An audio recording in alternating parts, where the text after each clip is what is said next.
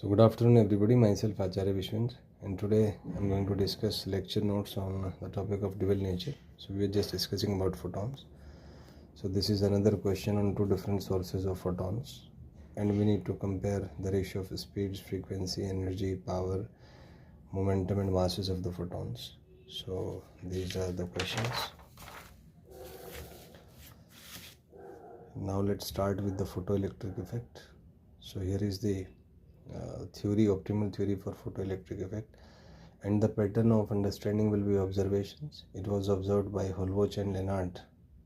Then it will follow in the experiment, then results, then problems, then solution, then analysis. So this will be the effective sequence of the lecture. So first of all, start by observation. So it was observed by Henry Hertz during experiments on conduction of electricity that the intensity of sparks produced in the glass tube, that increases when the source is illuminated by UV light. So as you can see over here, so Hertz made that observation.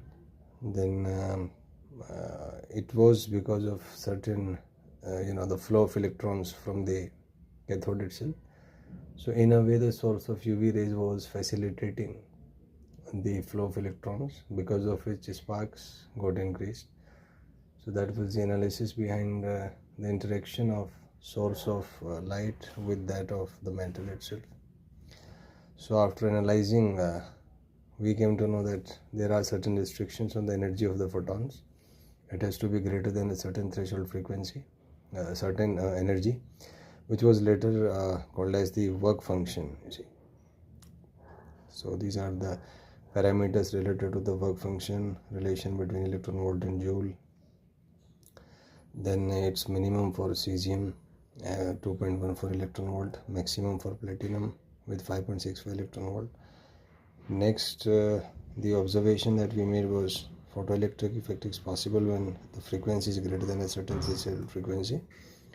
So E should be greater than phi naught, that gives H nu greater than phi naught, that gives nu greater than phi naught by H. So here nu naught is called the threshold frequency of that particular metal. One of another aspect here is that the threshold frequency, it depends on threshold energy or work function, obviously on the metal and nature of surface. So these are the theory parts for this particular topic. Then we have some graphical analysis of threshold frequency and the work function. Then we have the tan theta, which is equal to 1 by h, which is constant for all metals.